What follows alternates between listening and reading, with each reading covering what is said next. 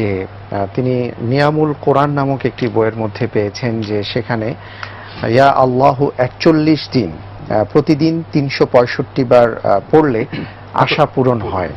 আর পাশাপাশি তার শাশুড়ি বলেছেন যে এটা একটি জালালি খতম, এটা পড়লে শরীরের ক্ষতি হতে পারে। আসলে বিষয়টা কি? হ্যাঁ, পর্যায়ক্রমে প্রথম কথা বোন, নিয়ামুল কোরআন বইটা কেউ পড়বেন না, এটা অত্যন্ত আপত্তিকর। অনেক জাদু আছে।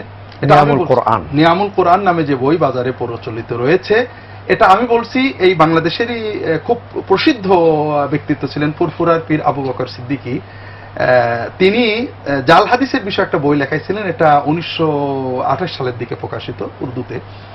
সমাজে প্রচলিত জাল হাদিসগুলোর ব্যাপারে ব্যাপক আলোচনা করার পরে তিনি লিখেছেন এই সব বই পড়বেন না, তার ভিতরে নিয়ামুল কোরআন, নাফেউল খালায়েক, এইগুলো সম্পূর্ণ জাল হাদিস, জাদু টোনা ইত্যাদি কেন্দ্রিক। মাকসুদুল মুমিনিন একটি বই আছে, জি, এটা অবশ্য ওই কিতাবে নেই। মাকসুদুল মুমিনিন বইটাও অনেকটা এরকম। এ ব্যাপারে আমি আরেকটু কঠিন কথাই বলতে চাচ্ছি যে এই মাকসুদুল মুমিনিন, নিয়ামুল কোরআন, নাফেউল খালায়েক সমাজে প্রচলনের জন্য আমাদের সমাজের ভালো আলেমরা 60% যায়। দুর্ভাগ্যজনকভাবে বাংলার ওলামায়ে কেরাম বাংলাদেশে ইসলাম আসার পরে এই 1000 বছর পর্যন্ত মাতৃভাষায় দিন চর্চা করেননি।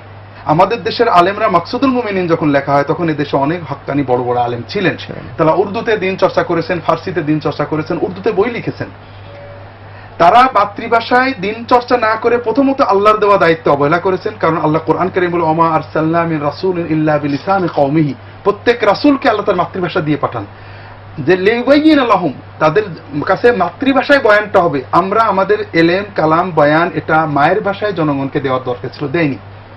ওই সময়ে মাকসুদুল মুমিনিনের মতো গ্রন্থগুলো যারা লিখেছেন তারা সাধুবাদ পাবেন, অন্তত তারা দিনের জন্য কিছু কথা মুসলমানকে দিয়েছেন। তবে তাদের জ্ঞানের পরিধি কম ছিল, তারা যা পেয়েছেন তাই দিয়ে গেছেন। এই জন্য আমরা লেখকদের জন্য দোয়া করি যে আল্লাহ তাআলা তাদের ভুল ত্রুটি মাফ করে তাদের নেক আমলগুলো কবুল করেন। তবে বইগুলো অনেক ভুল ভ্রান্তি রয়েছে, অনেক অগণিত। এই জন্য বিশেষ করে নিয়ামুল কোরআন, মাকসুদুল মুমিনিন, নাফেউল খালায়েক এই জাতীয় বইগুলো আমাদের পড়ার যুগ শেষ হয়ে গেছে। বাংলাদেশের স্বাধীনতার পরে আলহামদুলিল্লাহ মাতৃভাষায় ব্যাপক দিনের বই লেখা হয়েছে। ইসলামিক ফাউন্ডেশনের মতো একটা প্রতিষ্ঠান থেকে যে পরিমাণে গবেষণা বই ইসলামী রচিত হয়েছে, এটা বিশ্বে আর কোনো একক সরকারি প্রতিষ্ঠান আছে আমার জানা নেই। এই জন্য আপনারা ভালো লেখকদের গবেষণামূলক বই পড়েন, সহিহ হাদিস ভিত্তিক বই পড়েন। আপনি যে আমলটার কথা বলেছেন এটা অত্যন্ত পুরোপূর্ণই জাল আমল, অর্থাৎ কোরআন হাদিসে কোথাও এই আমল নেই। এটা আপনি করবেন না। মনের আশা পূরণের জন্য অনেক সহিহ আমল রয়েছে। আমি এই মুহূর্তে একটা বাস্তব কথা বলি। আমার কাছে এই টেলিভিশনের মাধ্যমে এক ভাই আসছেন, আমাকে দেখে আপনার কাছে ঠিকানা নিছিল, তো এখানে এসে দেখা করছিলেন, মনে আছে আপনার। উনি আমাকে বললেন যে আমাদের ঢাকায় তার সম্পত্তি আছে, সম্পত্তিটা একজন নিছিল ডেভেলপমেন্টের জন্য, দলিলও দিচ্ছে না, সম্পত্তিও দিচ্ছে না, খুব বিপদে আছে, কেস কারবার করে। আপনারা বলেছেন তাবিজ নেওয়া যাবে না, কবিরাজের কাছে যাওয়া যাবে না, আমাকে একটা সুন্নত আমল দিন।